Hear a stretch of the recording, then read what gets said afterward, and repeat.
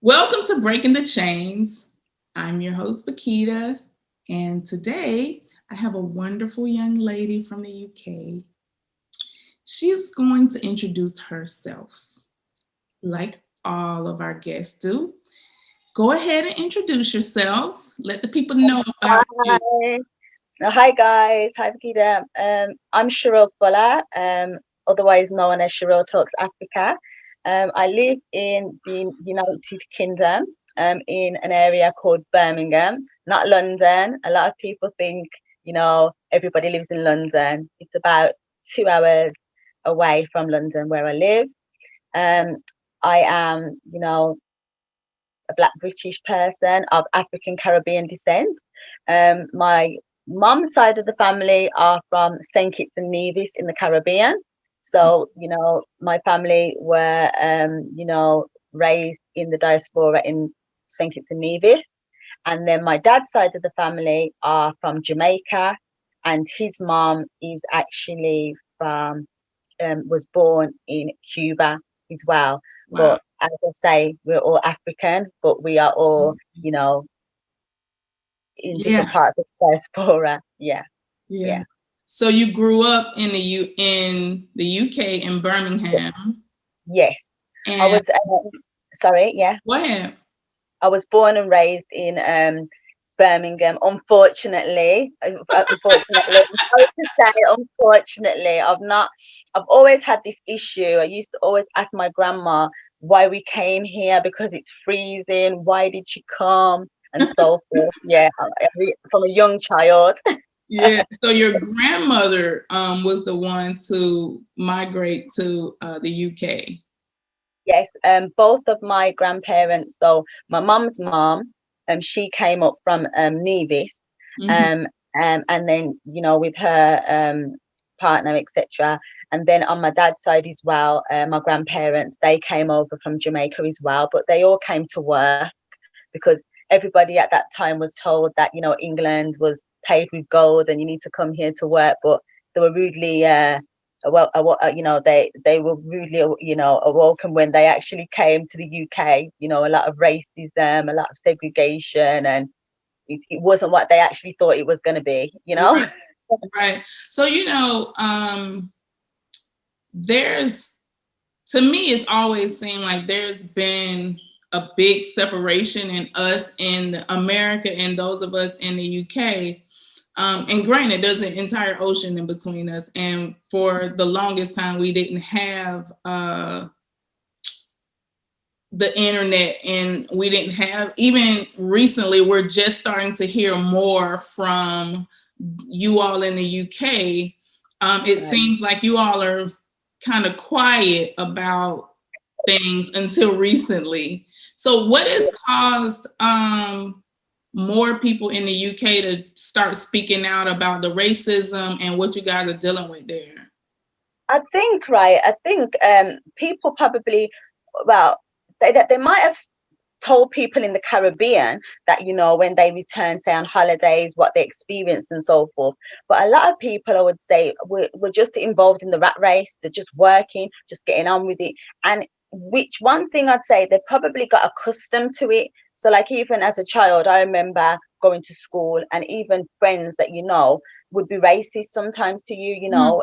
I recall playing out with a girl round by my grandma's area, and one time, I don't know why it happened, and she said, Sherill, go and jump back on the jam jar. Because back then, in England, they used to have like a jam jar, and on the jam, it used to have a picture of a gollywog. So she was saying really that I'm a gollywog and I can jump back Mhm. on the on the jar, and they just used to be racist, to be What's fair. a But gollywog?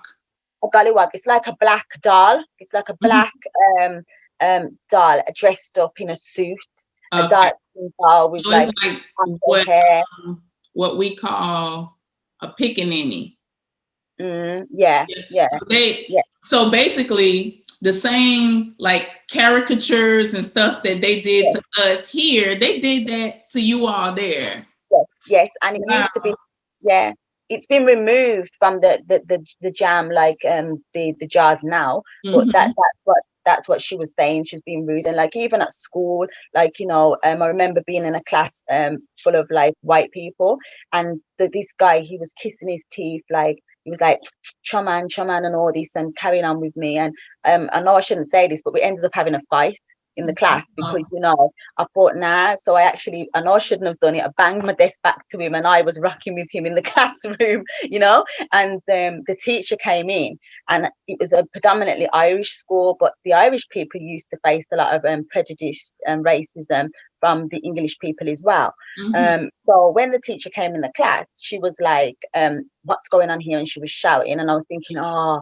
you know, if my mom hears about this, I'm going to get the black talk, you're black, and anything that you do, 10 times better, and you need to behave yourself, and you know, and just ignore them, and you know, we know who we are. I was thinking that in my head, I'm going to get that talk.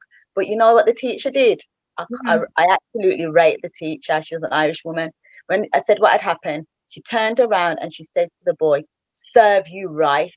And she turned around and she carried on doing the work on the board, and she didn't tell me off, and she didn't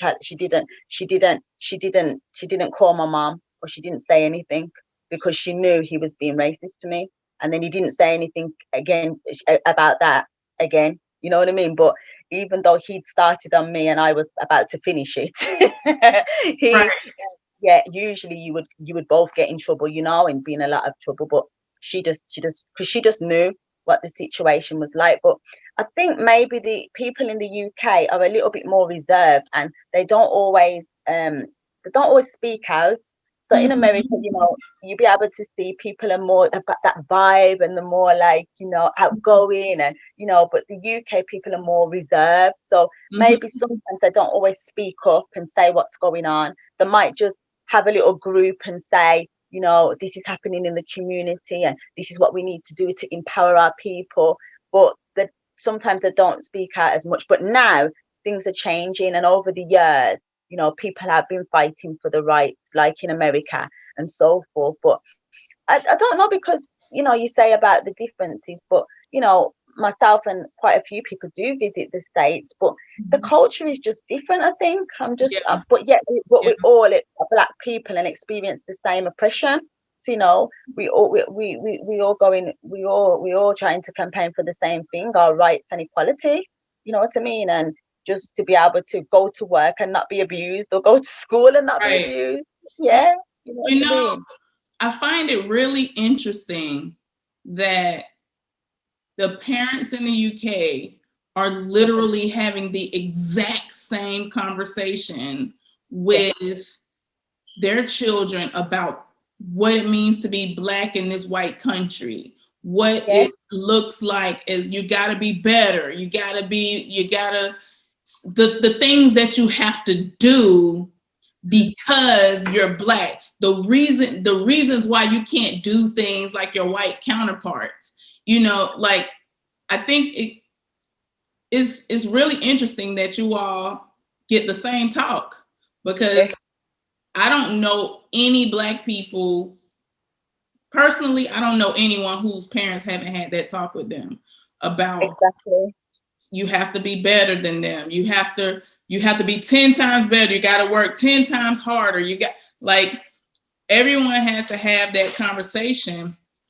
And I just think it just goes to show you how, although we are on opposite ends of the world, we're experiencing similar things. That's right.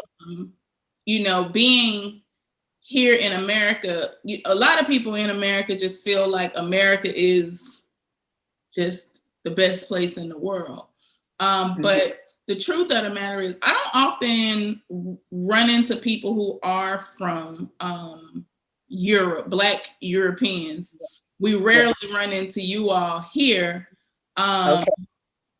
So, you know, while I do know that people come here on holiday and whatever, it's like, you all don't have to come here to live, because you live in a similar society. So it probably wouldn't be too much different, except the fact that, I mean, are they killing Black people?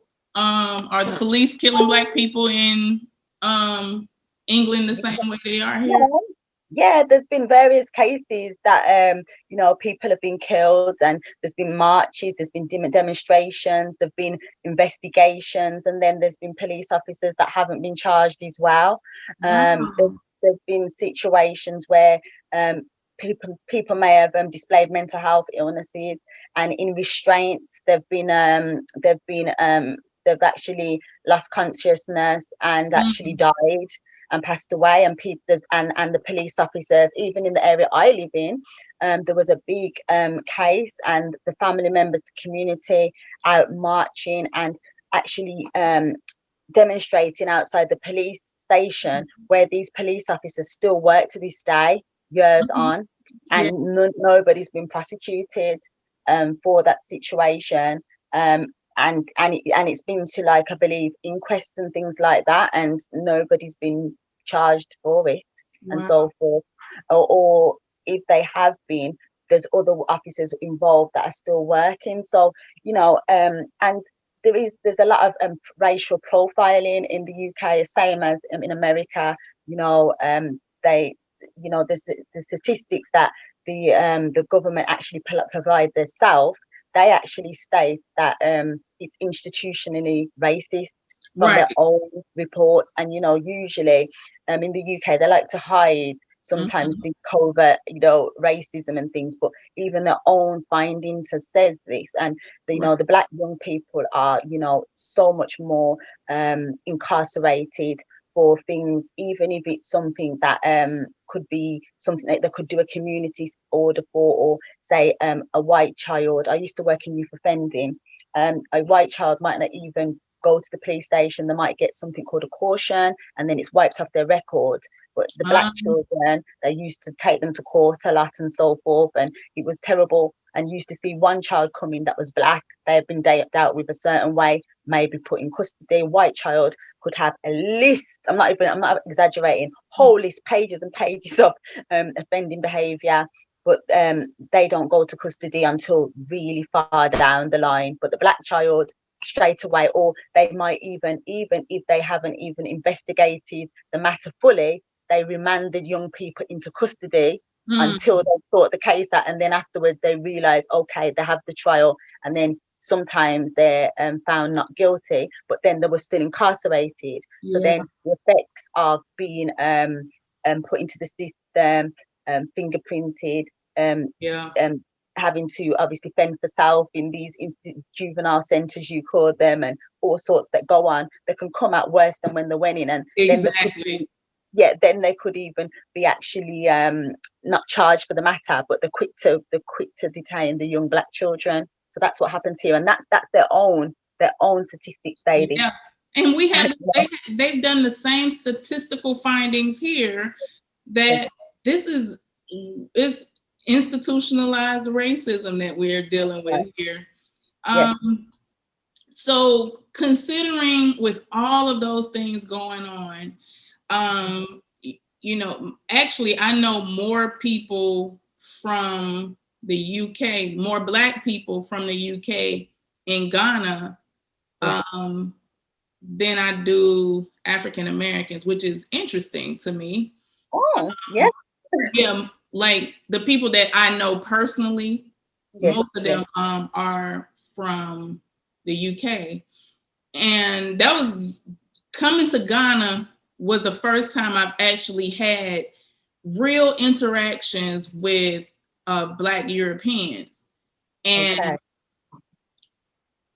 it's actually been quite surprising Mm-hmm. because I find that you guys are quite woke. Yeah. Yeah. You guys Yeah. are quite Yeah. woke. Yeah. Yeah. Because that's the thing. I tell you this. I remember years ago going to America with friends, and a guy said to me at the shop. He said, "Damn, girl, there be black people in the UK." I'm like, Yeah, "What?" And this was in 1990. Let's think when it was. I think it was 1999 or 1998. No, yeah, 1998. because He was serious. He from this really, side, yeah. we only see white Europeans. Okay, We don't okay. get to see like I just got to a place where maybe a couple of years ago, I realized that Idris Elba was from the UK. Like, Yeah, I'm yeah, like, wait a minute. When did that happen? Because most of the roles he played, he sounds like us. So I was watching him do an interview, and I'm like, yo, this dude is European. It was so it's so interesting, and it's really interesting to see how you all are able to change your accent and sound so much like us. Like you can switch it up. You can switch it up and so forth. But like you say, when you go to America, like they like you say, the surprise that it's you surprising. the surprising. And when you go to Africa as well, to be honest, I must admit, when I went to Africa, they laugh as well. They say, huh, where are you from? You're not from the USA. What's happening here? And like they do laugh, and they do want you to speak. And but I do find in Ghana specifically, a lot of them want me to, when they find out my family are from the Caribbean, they want me to speak patois. Yeah. And all sorts. And then I say, I'm gonna sound a bit different because I've got the UK accent, but then sometimes it slips out, and then they laugh. They're like, "Hi, I heard you speaking." So yeah, it's so pretty like, cool. yeah, It's pretty cool to get to. I'm really happy that I'm getting to know so many diasporans from different parts of the world, because when we're in these European nations, I think sometimes you feel alone. Like you feel like other Black people around the world aren't experiencing what we're experiencing. And that brings me to the question, what is it, or why do you think so many Black Europeans are starting to move into Africa?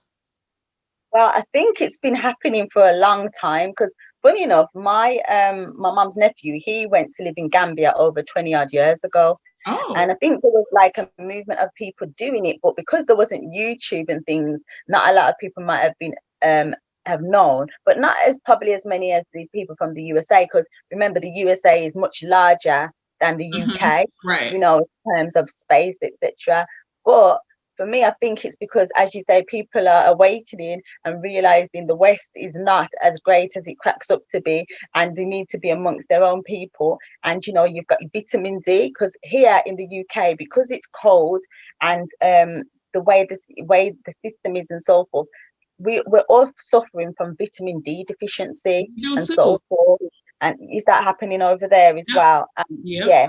And people are getting ill and so forth, and people just want to obviously be back in their natural inhabitants, and they're feeling oppressed, and they're feeling that they can bring their skills back home and actually build Africa, rather than continuing to build the UK or build the West. And the ungratefulness, I'll just say it how it is, because here in the UK, for instance, if you were to go to the hospital, if I was to take you there today, a lot of the nurses are actually, and healthcare professionals are actually Black, and that they are either from the UK, the Caribbean, or African, as in like from the continent. And some of the white people are very, very, very, very racist, and say they don't want no Black people touching them and so forth. But not all of them. But what I'm saying, so it's the same thing. Like we have that same experience here. Yeah, and doctors as well. Like there's a lot of Black doctors from Africa and Caribbean, etc., and even doctors that have been actually, because the people in the UK, not all, they don't like the people might not like me saying this. Some of them, so I'm not saying all. Some people in the UK, English people, sometimes they don't like to do certain jobs. And then when people from other nationalities, even people that are from Europe, say from Eastern Europeans that will come, say from Poland or Romania or other countries, and us Black people from different parts of the world will come and do the work that they don't want to do.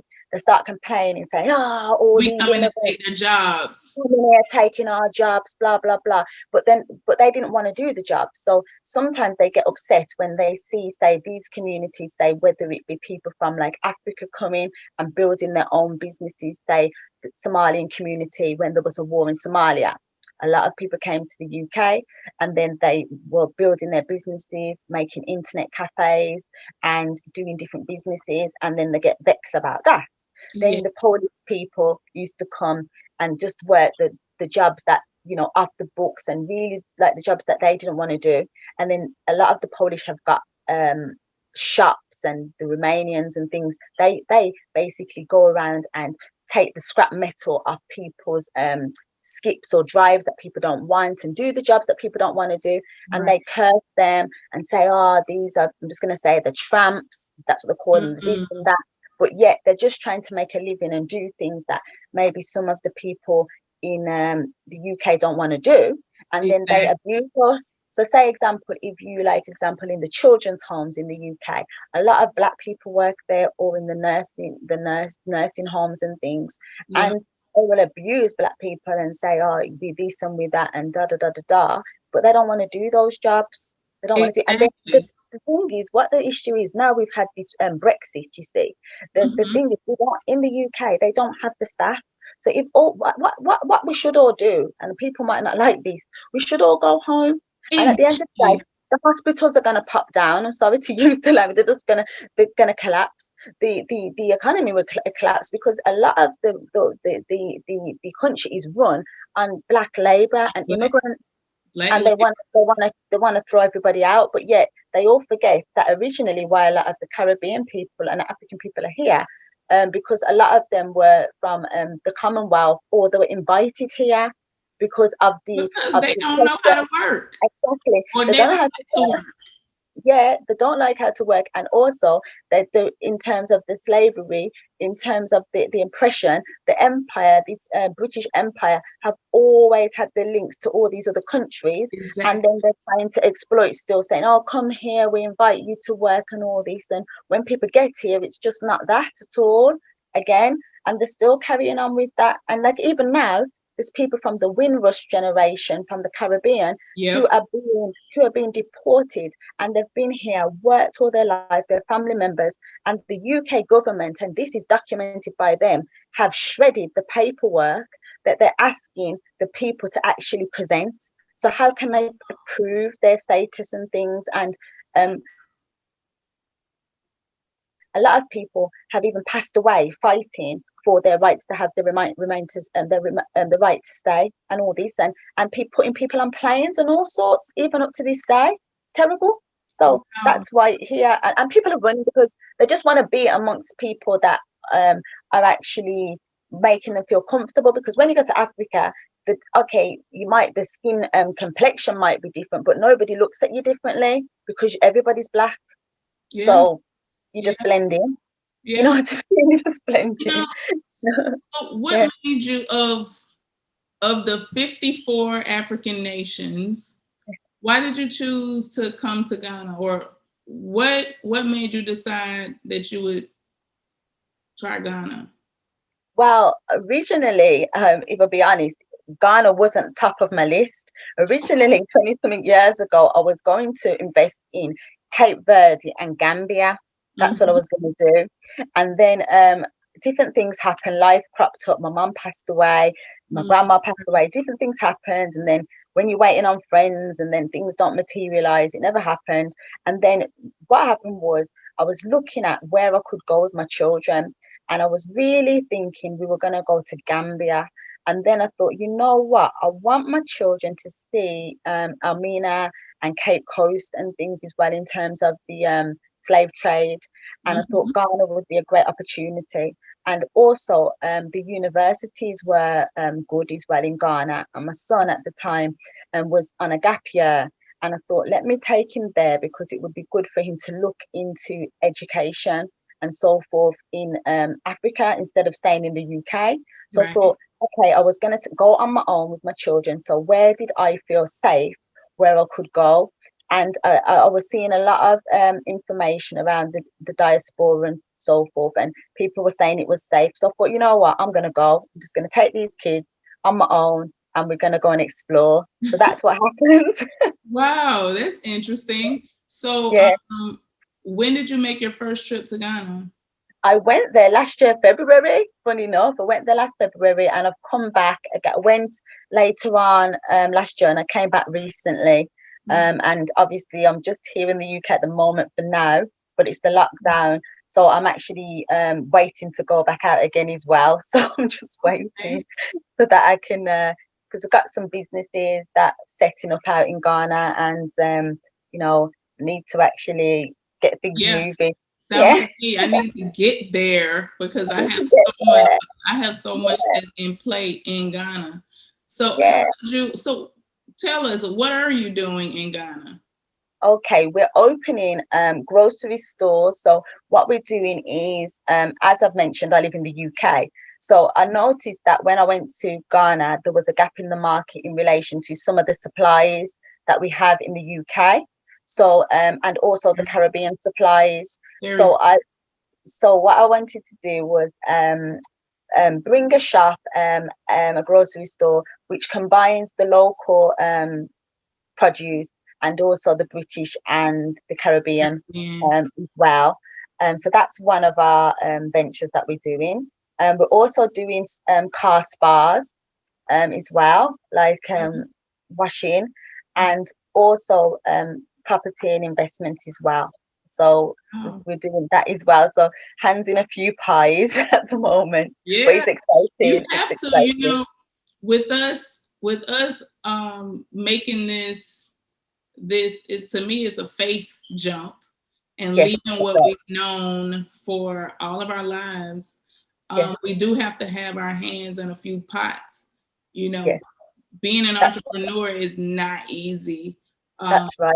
So you have to have a few, as my mom would say, irons in the fire, just in case, you know, if one doesn't work, this one is working. If that's not working, then maybe this one or this one is working. So you have to have a few things going so that we can sustain ourselves. So tell me about your channel. Let's talk about your YouTube channel. Yeah, my channel is called Sherill Talks Africa. It's just a channel where I interview individuals and also I capture, you know, experiences of like my own journey, you know, being from the diaspora in the UK and returning to the motherland. So, but at the moment, what was hilarious is, and I was telling you before, I left my laptop in actually Ghana. So that must have been because I didn't want to leave Ghana. I actually forgot one of my bags because, you know, I was thinking, oh my goodness. So, you know, I have been uploading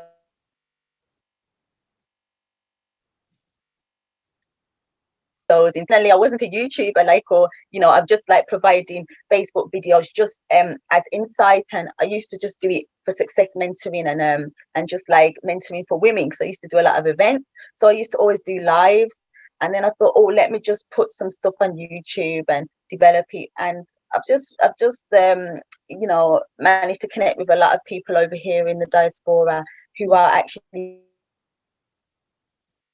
saying they really would love to do it. And it's sometimes the confidence, and like you say, people aren't seeing people from the UK as much as the United States. So I thought, right, I'm going to document what's happening, and as a mother, going to the motherland on my own with the children first, and then obviously going on my own, because when I went to Ghana the other day for a few months, I went on my own and I met my friends and so forth out there, and you know, I was there for the elections and so forth, and I was out and about.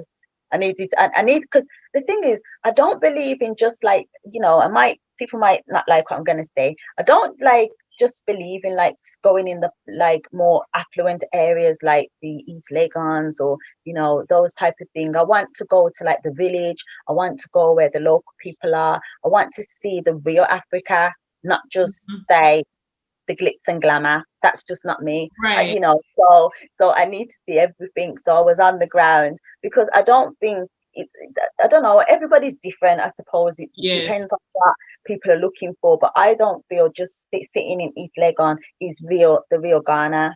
That's just me. Well, you know, it's the real Ghana for some people, and for some people it's not. Yeah. You know, Ghana makes me think of what I think I thought Europe was more like. I thought Europe was more of a class-based system instead of a race-based system. But as I'm talking to you now, I'm finding that you all deal with a race-based system the same way we do. And so Ghana is more of a class-based system. Unfortunately, that's something that we're not going to change, especially not in this lifetime. But there is a big disparity in the elite class and the poor. I do think that with those of us returning, it will help create more of a middle class. Because Ghana needs more of a middle class. Granted, there is a middle class. It's just not, I think it could be a bigger middle class than it is. I understand you. And like you say, like it depends on what the people are looking for in different areas. And it's just that, like you say, once people start to hear about different areas and exploring, they might say connect with those areas as well. But like you say, there is different levels, a bit like anywhere, any country you live, because you see people asking questions, or people will say, oh, how much would it cost to live here, here and here? But it all depends on what your budget is and what you're looking for, and if you want to drive, or what you're looking for in terms of amenities, or if you want to live in the village, if you want to live in the town. It all depends, doesn't it? But like I say, for me, I like to see everything. I like to see. You should. Everything, and learn from the people on the ground that actually are Ghanaian, are African, because we don't know it all. And well, I definitely don't know it all, because in the UK it's done here totally different. And even but there is similarities, in relation to the Caribbean and Africa, because we're all one people. However, even the way the food is cooked and different things like that, it's just all a learning process, and I'm really loving the experience and the journey. I really am. So 2020 was your first trip? Yeah, 2020 was my first trip there, but I did go to North Africa previously with my mother. But I'm not trying to dismiss that, but I don't really class that as. Yeah, I totally understand. So that's just my opinion. That's just how it is. So my first trip was in 2020 with the children. Yeah, I was supposed to go in 2019, but I felt ill. I wasn't very well, so that was another motivator, because I was thinking, if anything was to happen, I really need to know that I've taken these children back home. Because I was thinking to myself, it's all well and good you saying to the children, oh, we're from Africa, our ancestors are from here, we've been through this and this. You need to appreciate what they've done to enable you to have the opportunities you've had now. But I thought, instead of talking, we need to actually show them that we get them to experience it. And also at that time, I'm glad I did take them, because my daughter was doing Black history at school, and she was able to say to the teacher certain things that she'd learned at Cape Coast and things like that. So that was really good and empowering for her, that she was able to obviously contribute, and the teacher was really impressed with it and so forth as well, because that's not, our history is very rich. It's not just slavery, but in the UK, the way they do it, it's very genetic, and they do it here in October, and they say it's Black History Month, and like they just do a few things about Black people, and then that's the end of it, and you don't hear about it again. But they never even used to do that before here. They never used to do that at all. It's only something, over the years that's evolved. But the thing is, once again, like the UK, in America, they, you guys celebrate in February, I believe. But here, for some reason, as usual, England doing what they want to do, not adhering to anything. They're doing it randomly in October. But why? At least I'll get a longer month. Yeah, I suppose. Yeah, I suppose. But what I'm saying is, it's a bit like being in Europe and so forth. They wanted everybody else to like change their currencies into the euro, but the English wanted to keep the pound. We still Yeah, had the pound. So yeah, now we've got Brexit. We've still got our pound. Do you understand yeah, what I mean? They never want to comply. We've they yeah. always want to dictate because It's that's what they've always done. They're always dictating to people and try to oppress people just the way it is. I don't, it's but that's why I don't want to be part of it anymore. I want to be out yeah. of here. It's interesting to hear you say that about them Yeah. when we're literally saying exactly the same thing about Americans. And this is pretty much like a derivative of that. So Yeah, it makes sense because they're the same damn people. Like that's right.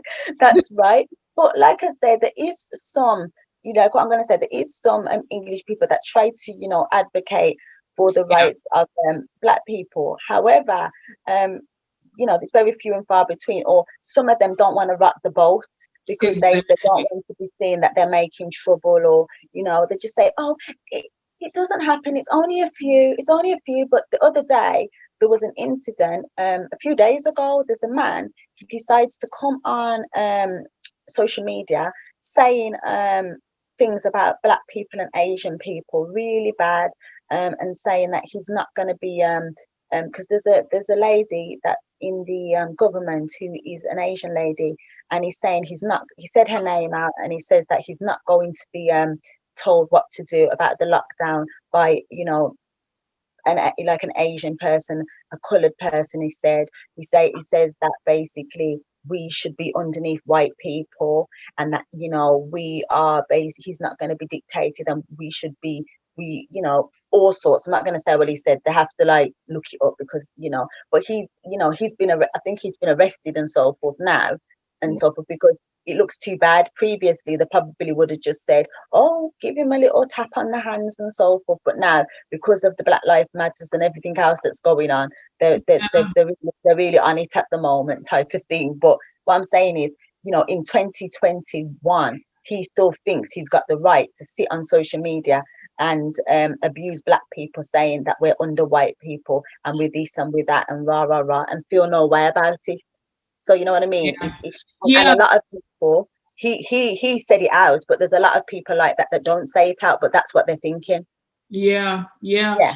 And we have, I think, between 45 and Boris there, Yes. um, they feel more emboldened. They feel okay with saying certain things that maybe they only said behind closed doors for a while.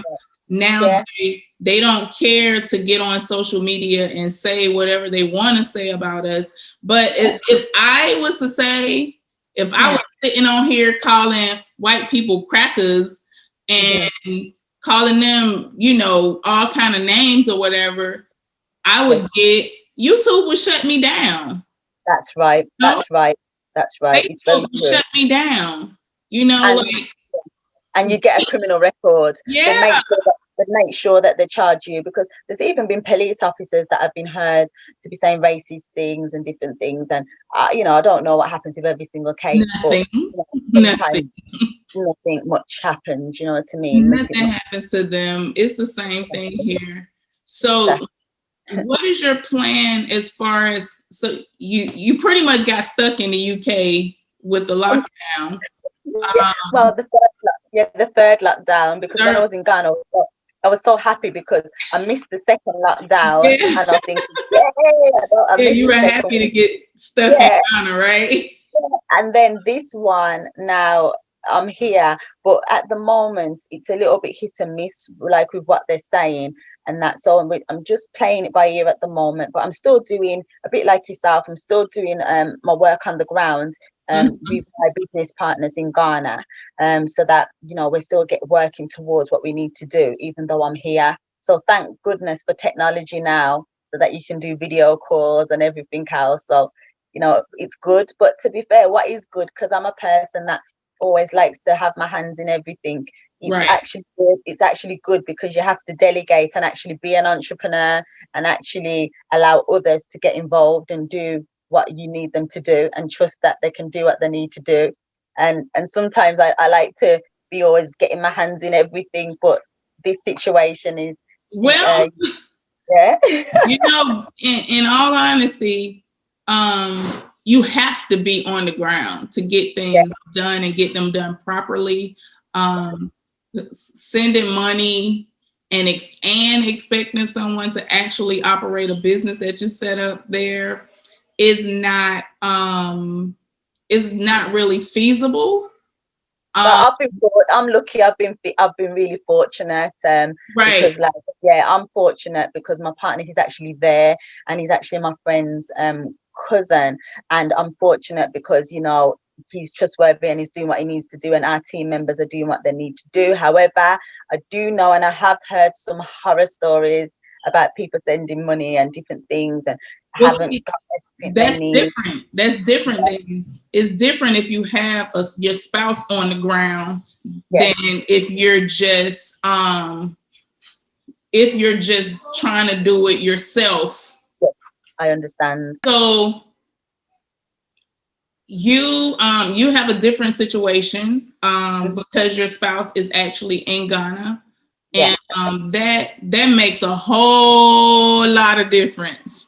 And a lot of times people do, to get things done a little faster, one person will be in Ghana doing the work and the other person will be abroad, raising the funding that you need to get things done. So then they can send the money to that person.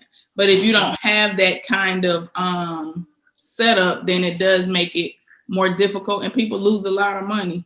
They do. Some people as well, like you say, I've heard the stories as well with some people, but like you say, if you can get people that are trusted on the ground and so forth. But what I think, a bit like we were speaking about previously, is you have to factor in that you might have to put on the consultancy fee that they're going to probably take out something small on top of what you're thinking it's going to be, because so that you don't feel like, I've been overcharged for this or I've been overcharged for that. Because I was saying to someone the other day, she was interested in renting somewhere, and I had to explain to her that it's not like in the UK, where in the UK if you want to rent a property, the estate agent, the broker, they will meet you at how many properties you want. You don't pay them until you find a property that you want to sign on the line, to take. But in Ghana, if you arrange with a broker or somebody to come out with you, they expect you to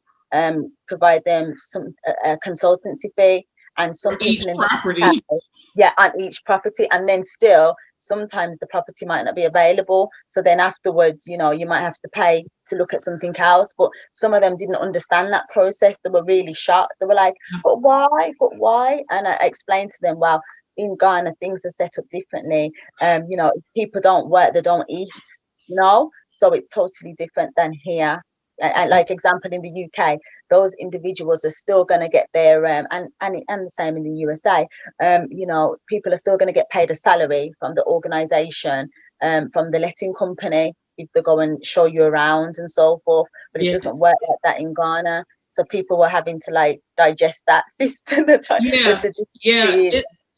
a lot to take in, and especially having to pay so much rent in advance. Oh yes, and an entire year of rent in advance. That's, for a lot of people, they tend to think that, Ghanaians, these people are trying to rob us or something like that. And it's not the case. It's actually, that is how they have been doing things for a very long time. And the thing is, we have to, when you're coming into another country, we can't expect those countries to be like the West. We have to figure out, this is why it's so important to, do the observations first, figure out how things work and how you need to adjust so that you can operate within that system. Because especially coming from here in America, when someone here hears that you have to pay a year's rent in advance, that sounds impossible. Right? That's right. That's right. But That's right. if you look online at housing in Ghana, it still seems impossible because some of the rent is just as expensive as it is either in the UK or in America or in the US. So it looks really weird, but then what we have to do is try to help people understand that you don't have to pay rent $1,000 a month. You can find somewhere for $200 a month or $300 a month, and you still have to pay a year's worth of rent. But usually, you can find a decent place, a really decent place to rent for very cheap. And I don't know if you saw in our group that I had posted a room that was like $25 a month. Yeah. And but you know what? I love the way some of the ladies had really great vision. yes. Did you hear? Yeah, did you see what some of the ladies said they would do to the room and how they would spruce it up? I was like, you that's look good. at it totally. I looked at it totally different after one of the sisters was saying, "Oh, I would take this room and put these plants. I would put a day bed here. I would do this." I started looking at the room and I'm like, "Oh, okay." Exactly. It was nice to see. So, there is like, to re-emphasize, there's a big range. Like you could literally get a room and a bathroom for $25 a month. So with your family, how long do you think are you and your kids traveling together when you go back, or we're looking I'm looking to take them, etc. But obviously I need to decide what they're doing in terms of schooling and things, because obviously they probably just go on the holidays this time when the next holiday that's coming up. Hopefully if everything goes to plan, they can come with me. My son's older, so obviously he can come. My daughter, obviously, there's issues that obviously her dad has to agree for her to come and so forth as well. So that's another thing people need to look into as well. If they are no longer with former partners and so forth, the co-parenting and so forth, that can restrict what you can do and so forth. So last year, he did agree for her to come and so forth, but I have seen, and different women have asked me, that they're having difficulties getting their ex-partner to sign visas and so forth. So it all depends, like if everything goes to plan, that they can come with me. But that's the plan. This time, the last time I went, they weren't coming, and they knew they wasn't going to come because they said they didn't want to be walking around doing the business side. I said, "Oh, so you just want to come for the pool? You don't want to be looking at business side, But they were when they came initially, we did go and look at land, so they did experience that side as well, not just the beach. But the next time, it would be great if they could come for a few weeks or so. But then I am going to be, when I'm there next time, I am going to be actually launching some of the businesses, so I have to be very focused as well. So it's not going to just be all at the beach and glitz and glamour. There's going to have to roll down sleeves and do some work. Yes. So forth. Yeah. It is, and it's work because like things that we could be able to get done in the West in a day, it may take like a week. I have to learn this. This is the thing when I'm saying, because I even talk fast, as you can hear and hear. And I'm thinking sometimes in Ghana, I think they think I'm crazy because I'm like, I need this, and this. They're like, yes. Today, Sherill. Today. Oh, okay. We're on that, but I really know in my brain that's probably going to take a week to get that done. Yeah. And And the traffic in Accra, oh my goodness, is so the bad traffic sometimes. alone will have you not wanting to even go anywhere sometimes.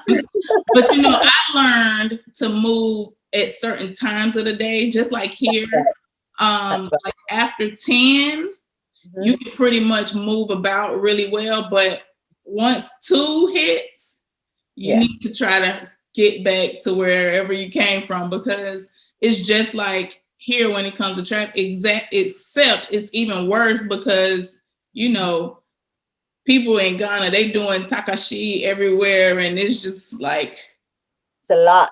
Even 5 o'clock in the morning, there's people, like you say, 9 o'clock, we put 7 o'clock in the morning. Then because we used to go out and do certain things, and then sometimes we used to go and visit some people, and we used to wait there for a little bit, do what we needed to do, and then wait for the traffic to calm down, and then continue with our journey and so forth, because the road used to be so busy. Oh It's my untrue. God, the roads are, the traffic is crazy. But I love it. But I love it. I love God. I do too. I just feel at home. It's feel so really weird. Yeah. It's weird how you can just, you know, be somewhere that you didn't grow up, and you didn't know anything about really, and then you show up there and then it feels like home. Definitely. Before I even got off the plane with the kids, I just was so happy, and I just knew. And then when I got off, I was just so happy, and I was just like, yeah. And even when I went the other day, I'll be honest, I actually feel more comfortable going to Ghana than what I do going to Jamaica. You know, I wouldn't go on my own to Jamaica and just like be doing what I did, going out of the airport on my own in Kingston. No way. Wow. Because I'm just going to hear the same foolishness, you know, slim, trim, now pick a gym, all these silly lines, and people coming up to you, rushing you, trying to say, can they take your bags, this, that, and the other, and if you don't take it, then they start to insult you in Jamaica. But in Ghana, if people come up to you and you say no thank you, you know, they just say okay, and they just go. But in Jamaica, they get like, they just, not everybody, but not it everybody, can be like but that. you can get people who, yeah. But like I said, I've done the St. Kitts and Nevis on my own, but in terms of Jamaica, I would make sure I've got somebody with me, because it's a different sector. It's definitely a different I've never been to the Kingston side of Jamaica because of that, because I didn't want to go without people that I know and who know the area. I always go to the Montego Bay side because I have friends in Ochi and Montego Bay. I have friends there, so it's more comfortable. Like you say, maybe, I don't know, it just, sometimes you just get the connection with the place. And when I went to Ghana, I felt at home, I felt comfortable. I walk anywhere on my own, and a lot of the time they're always like, Sherill, what are you doing? Are you okay? I'm said, I'm fine. I feel more comfortable here than I do in the UK. And they're all looking at me like I'm mad. But in the UK, it can be very moody in terms of people. You've got, like, even if you go out to a party in Ghana, you don't feel on edge. In the UK, anything can happen. Anything's going to kick off. Somebody's going to pull something out. Somebody's going to do something. Somebody's going to start a fight. But in Ghana, if somebody just does something, it's not a problem. Everybody's just cool. You know what I mean? I'm not saying those things don't happen or anything doesn't happen. However, you're not always on your... It's not likely to happen. On edge like how it is here. Because, you know, it's so interesting to hear you say, you're literally describing America. Yeah. Like, it's the same exact vibe. Like, you literally, anytime you go out, even just going to the market, you just kind of like, gotta be on guard because something might go down. Yeah, because if you step on somebody's toe in the UK, you don't know what's happening. That's a big thing. In Ghana, if you accidentally do something, they just say, "Oh, sorry, auntie," exactly. And that's in the UK. What? Yes.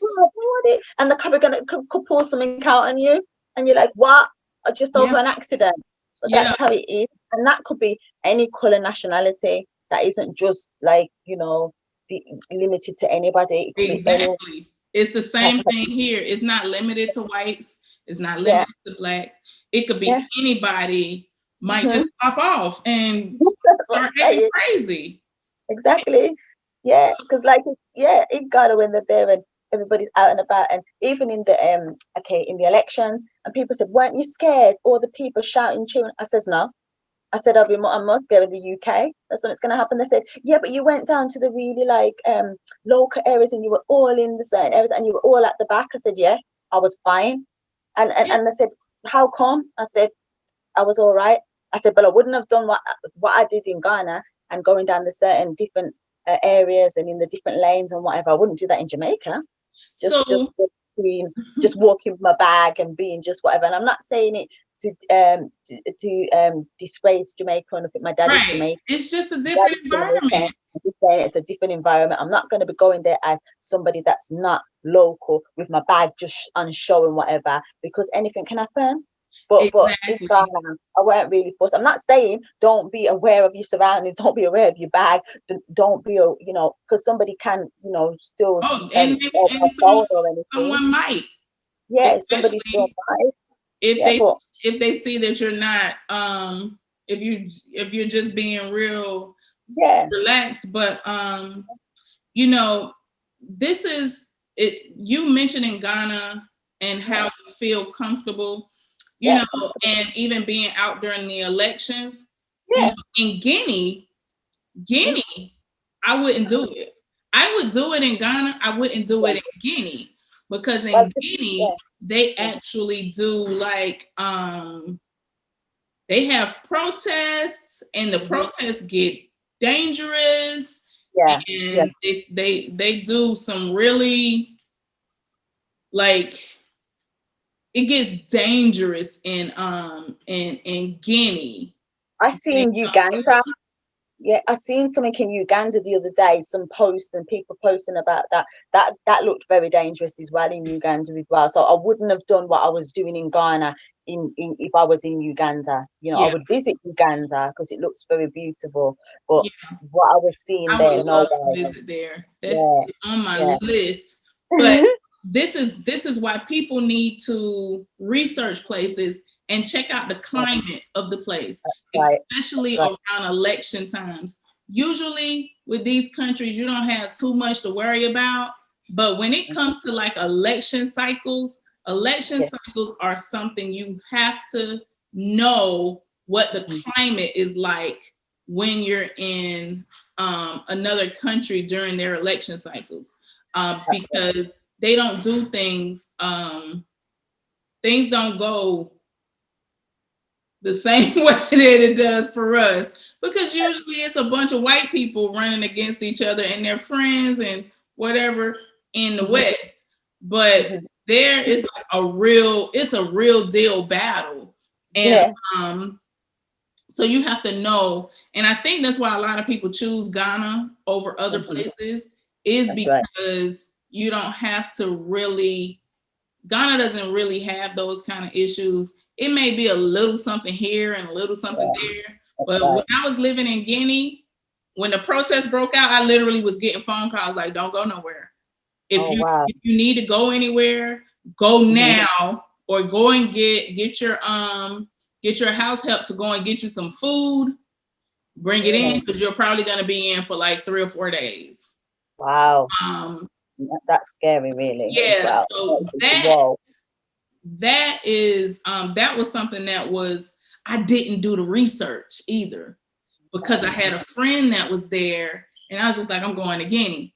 And I ended up being in Conakry, like I had probably been there maybe 2 weeks. And within 2 weeks time, things just started getting crazy. And my friend, she was in, she's also my business partner. She was in another part of the country, and she calls me and she's like, "Yo, you need to like lay low. Because things are getting really bad and the streets is hot." So we do need to, those are the kind of things we need to know about before we choose a country. You need to understand like language issues. That's what I wanted to ask you, as far as you're British. Ghanaians speak British English. Yes. But do you still have a language barrier between you all, or is it not so much? Well, to be fair, where I was going, a lot of people spoke English. However, if I couldn't like understand fully what they were saying, to be fair, I don't know, communication with body language seems to be able to work some things, you know. But I know a few like words in tree and God, but my pronunciation, I'll tell you, I'll be honest, is not that great. So I'm working on that as well, because I feel that being from the UK, sometimes we can be so laid back, thinking, oh, everybody speaks English, and that's wrong attitude to have. So I am trying more to actually learn more. But I'll be honest with you, I'm finding the Ga, which my partners and family are, more difficult to learn than the tree, the pronunciation, you know. But some people naturally are good at languages.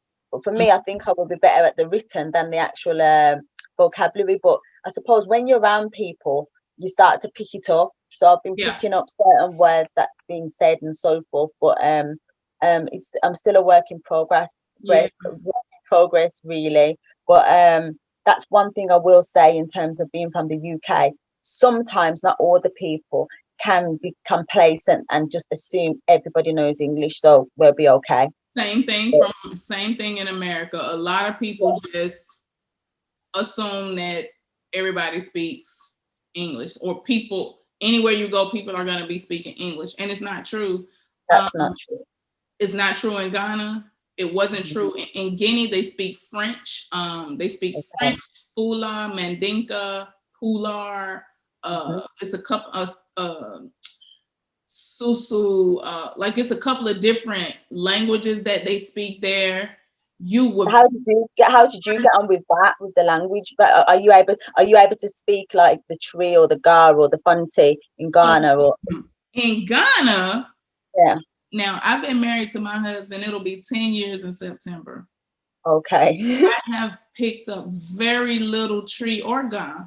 Why? Okay. Because, for one, most of the time, hold on one second.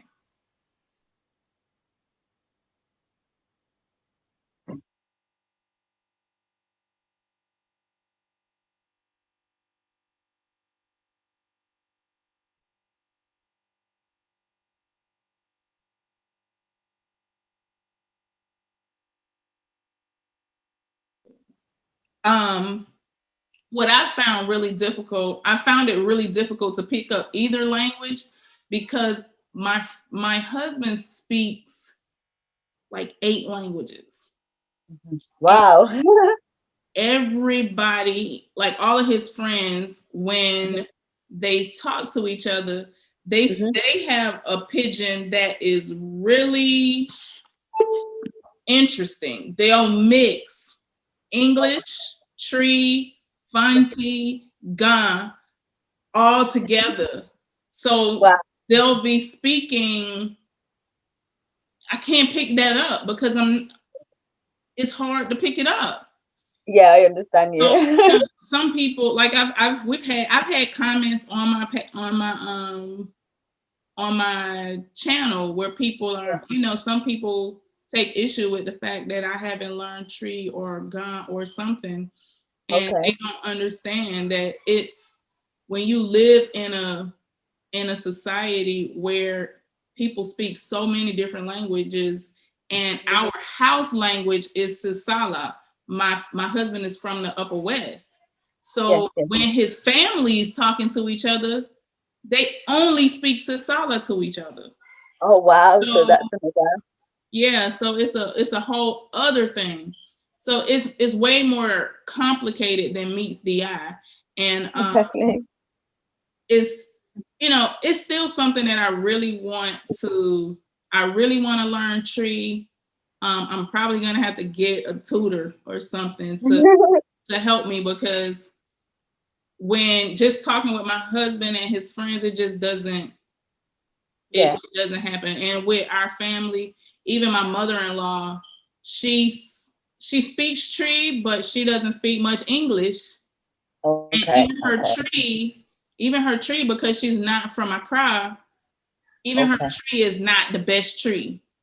I understand you. Don't speak the root tree. So I think people, oftentimes people kind of lump all Ghanaians into a certain box.